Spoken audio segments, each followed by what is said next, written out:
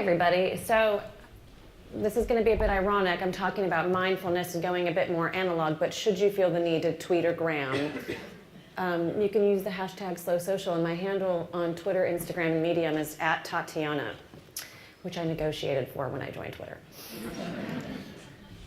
So let me tell you what this is not going to be. This is not going to be me telling you you need to go on a 30-day technology fast. I know that those make for sexy headlines, but for those of us in the room who are executives or work in the digital space, it's not often something that we can afford to do. So the idea behind this is to look at embracing mindfulness in a more analog life in the same way that we would look at a yoga practice or a meditation practice. And that is that it is about the journey and not the destination. Some days you can do a side crow and you're feeling great. The next day you can barely touch your toes. This is about being more mindful about the space in which we live, because it's become increasingly digital, and yet in some ways it's made the art of just human connection very difficult. So, the TLDR, for those of you who want to zone out and not pay attention, read this quote. For those of you who don't know the acronym TLDR, it translates too long, didn't read. Let's just say there's a really long article and you want someone to sum it up because let's get going. So I think Eckhart Tolle summed it up fantastic, and I'm not going to read it for you because you should know how to read. But if you need to zone out and do something else, I acknowledge your practice. And so if you want to pay attention, though. So Ram Dass, who's an amazing meditator, there's actually a great Netflix special that just came out about him as he is on the journey toward the end of his life, said, the tendency in our society is when there's dis-ease to grab another experience in order to reduce it. This is something that I have seen more and more as I've been at the forefront of social for over a decade now. As Herb mentioned, I worked at Twitter. I was the inaugural head of music for any social platform. And what that meant, none of us knew, including my bosses at the time. It was really about how we could drive growth on the platform through the music industry, because the top 5 accounts on Twitter at the time were all musicians.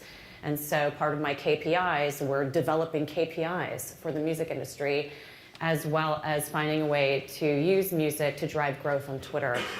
Prior to that, I had created social strategy at Disney for all of the pop stars. So I was Miley Cyrus on Facebook. And I also created strategy for Selena, Demi, the Jonas Brothers, etc. Before that, I worked at a bunch of startups that don't make it to my LinkedIn. And one of them was called Flukiest, and it was a phone startup that my friend created. It was a desktop site where you would share pictures you took on your phone camera. Who would do that? We were essentially the first Instagram, but it was desktop, not mobile, and we failed. But I have been at this forefront of social for a really long time, and not because I was some kind of genius visionary who saw it coming down the pike, but really because I was a curious kid and I really liked social. I learned basic front-end coding, like many people in this room, I'm sure, from MySpace, because I just wanted my account to look cooler. And it led to my first big social job, which was for the Smashing Pumpkins, creating their digital strategy, because Billy asked me why my MySpace page looked better than theirs. One of the things that I've noticed as this past decade has gone on, though, is that in the same way we've had a difficult time in entertainment industry translating likes and follows to revenue sometimes, we've also found it really difficult to find out what pieces of content matter when and when we should turn off. And I've also seen that transition into email as well, right? We feel the need to be always on, and we pride ourselves in the ability to answer an email really quickly, sometimes at the expense of our relationships and at the expense of our own team members. It's ironic to me that in meetings now we have to say laptops down so that people actually pay attention to the meeting that they're in. So, to be simple, and a lot of this presentation is not going to be earth-shattering theorems. It is going to be a lot of simplicity, because I really feel that sometimes in a day of information overload, simplicity is quite a treasure. We need more space. So here's a funny little story about space. When I was in uni, I competed in speech. And I know, real sexy, guys. And we used to take trips across the country to compete at different universities in oral interpretation, speech, and debate. And our team was a mix of the interp kids, which were basically annoying drama kids. That was me. And then the debate kids who wanted to be in the government or law and were like very pragmatic, do not make a joke, we are just here to win. And one year we were competing in Arizona, and my professor announced that the next day we were going to take a field trip to the Grand Canyon. I was not happy about this. I was such a brat. I wanted to do something fun, like, let's all go to a bar, or I don't want to see one of the most majestic things in the world. And on our way there, I remember very loudly whining, "What are we going to do at the Grand Canyon?" And there was a guy on the debate squad who was very quiet and very seldomly spoke out, and he goes, "Stare at the hole." And sometimes I believe that's what we miss in our lives a lot of times, is just being present for what's right in front of us. Meditation is not always sitting lotus style for 15 minutes. It can be walking your dog and noticing a flower that you hadn't seen before. It can be that house that's always been there for 30 years, but you never saw it. And it can also transition into how we think about problems in business, which I'm going to get to next. And I say all of this not because I'm an expert at mindfulness, but because I'm a failure at mindfulness. And my husband is in the room and can assure you that I am, because he hates my cell phone. Those of us who work in digital have to be constantly on, and being able to navigate not only work-life balance, but digital real-life balance is the challenge of this new decade, in my opinion. So, there's a trend in the States, and I don't know if it's the same here, where the big marketing thing now is artisanal everything. This is artisanal cheese and artisanal beer and artisanal coffee. There's even a guy on the East Coast that does artisanal pencil sharpening. No joke. I don't know what the market is for it, but God bless him. And so it's kind of how I view going analog. I'm a musician. I sort of wound up with a tech career by way of not making it in my music career. And I remember always being fascinated in recording. When Pro Tools were developed, everyone was so excited about the ability to record digitally. And I was so excited about recording on a half-inch tape reel analog, because I thought it was so amazing to be able to preserve the recording process that way versus having everything perfected through auto-tune and digitizing and quantizing, etc. I wanted to be able to hear the failure. I wanted to be able to hear the flaws and the sounds of the live room recording. I think that in a lot of ways, our quest for perfection, which I see a lot in particular with millennials today, especially those that I manage, make us forget that we're actually human. So why do we need to approach mindfulness in a digital age more? You'll be a better human. I know that seems like such a basic statement, but we need to remember that, let me rephrase this. I always tell my team, I lead a team that covers all media and entertainment globally. I always tell them that we are in the business of relationships, not connections. Relationships, not connections.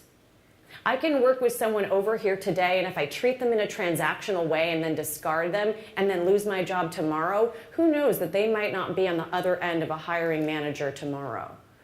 I remember once that there was a fellow who was an assistant to a worldwide famous band that I'm a really big fan of now.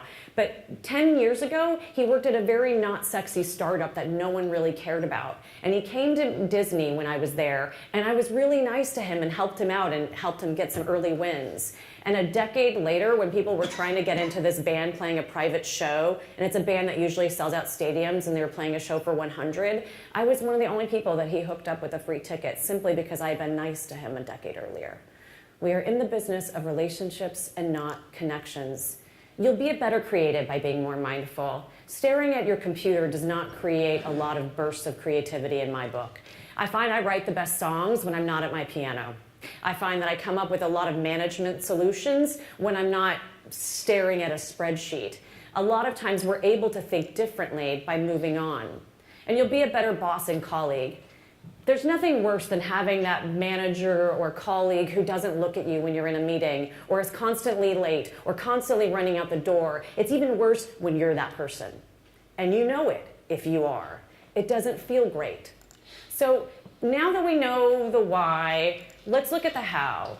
And I want to emphasize this is about progress, not perfection. This is not about turning into the most efficient Tony Robbins kind of person tomorrow. I'm not into cold plunge baths, and I can hang with bulletproof coffee, but that's about it. So in work, this ties in really well with what Professor Young was talking about. A lot of us try to solve problems through focused thinking, which if you think of your neurons like a pinball machine, it's going like this, right? You're just focusing on the same problem over and over. And yet there's a form of thinking called diffuse thinking that a lot of the greatest creatives of all time use that is an alternative way of solving a problem. Dali is pictured here because one of the things that Dali used to do to create is he would tie a string around his hand with a key on it and take a nap when he felt like he needed a break from painting. Once the key would hit the ground, it would wake him up and he would immediately start painting again. And it would allow him to think in a different way that triggered his subconscious differently. One of the things I tell my team when they're having difficulties at work is to go for a walk, get out of the office, do something different, take a break so that they can think in a different way instead of simply staring at the screen trying to figure out where the solution went. Now, before work, what is something we can do? I strongly believe in an analog hour. I don't sleep with my phone in my bedroom. Because if I open it up and look at my emails, we're off. That's it. I am not getting my hour back. I am not meditating. I'm not doing anything. I am working. And I work a New York schedule from Los Angeles, so it's roughly a 6:30 a.m. to about a 3:30 p.m. So I take that time, and every day it's different. I don't believe in a perfect morning routine. Some days it looks like meditation, other days it looks like writing, other days it looks like yoga. All I know is I take that time to not be connected and to really get my thoughts and intentions straight for the day. And I'm a big fan of lists. I love to make a list for my day, but I write it down. I don't put it on my phone. And lastly, the idea of a social Sabbath. I know a lot of different professionals that use this in different way. One illustrator in New York I know makes Sundays her do not disturb day, so that she can spend time with her partner and not have to be distracted. For myself, I try to do no social Sundays, as well as no news. The news cycle in America is just a circus these days, and so for my sanity, I need a no social day and no news day, often more than that. But it's a way for us to introduce space in bite-sized bits. It doesn't have to be a day either. Maybe it's something as simple as when I go to meals with my partner, I'm gonna leave my phone away. Maybe it's as simple as when I'm with my children, we're gonna have no devices around. I know that this is one that parents struggle with a lot, is the iPad syndrome in the States. But finding out what that means to you as far as a social Sabbath can absolutely revolutionize your relationships as well as your work. So the real why, JOMO. Damon Zahariadis, who wrote the book Digital Detox, said that there is such a thing as JOMO, the joy of missing out. Who knows what I might miss if I'm not on Twitter? I have no idea who Trump's pissing off today. It's fantastic. I can almost pretend that things are sane and we are on a rational projection. I don't need to be constantly filled in. I could make stuff. I could write a song. I could bake. I could engage in things that I miss when I'm constantly plugged in. I can reconnect my soul. I'm a life coach outside of my job, and the number one thing that I see with my clients is this. They come to me with a problem. Here is my problem. Let me tell you all about my problem. My problem looks like this. My problem looks like that. My problem is this problem. My problem, blah, blah, blah. And then I ask them one simple question. Well, what do you want? And oftentimes they don't know. They spend so much effort focusing on the problem, obsessing on the problem, looking for solutions about this problem, which is usually their boss. And then they can't tell me what they want. Is it a promotion? Is it another job? Is it a better working relationship with your boss? Being able to create mindfulness makes a big, big difference. And I'm out of time, but I want to wrap up with this. I'm a real passionate advocate for diversity and inclusion in tech. It's a sort of newer sector, which is crazy that we even need to have it, but it's the reality of the way it is. And what that means is the advocacy for increased upward mobility and hiring of women in tech, as well as people of color. I identify as a Latina myself. LGBTQ. Why is it important? I don't need to tell you why. You can Google it. Companies that are diverse and have inclusiveness are 40% more innovative, and diversity and inclusion could lead to $400 billion in more revenue. But what is being done? Fortune magazine looked at the numbers from Google this year, and Google tends to be treated as the standard for, advancement in tech. Last year, when it came to increasing positions for Hispanic, Latinos, and African Americans, they only improved that by 1% in hiring. That's not good enough. Now, if you're wondering what you can do as an advocate or an ally if you're not a person of color, or you're not a woman, or you're not LGBTQIA, here's a simple thing you can do. Include people of color in your presentations. Oftentimes, we don't know that there's upward mobility for those of us who are people of color because we don't see ourselves represented. I know for a lot of people, the election of Barack Obama, no matter what you think politically, was a big deal. For some, this royal wedding is a big deal. For me, it was as simple as seeing a Latina as a senior vice president in a senior role when I was a kid who was told you can be a wife one day, or you could be a mom, or you could be a teacher, and there is nothing wrong with any three of those roles. I just didn't know if I wanted that to be my career path. So how we advocate for diversity and inclusion is another way that we can be mindful of the different perspectives of our colleagues and the world out there, because our consumers do not look one way. They are a diverse set. And if we are going to be truly well-rounded professionals, we need to also include that diversity of thinking as we advocate. If you want to connect with me or talk about this more, here's how you can do so. My email is listed on Instagram. I don't carry business cards. I don't believe in them, but you have my handle there. Thank you very much.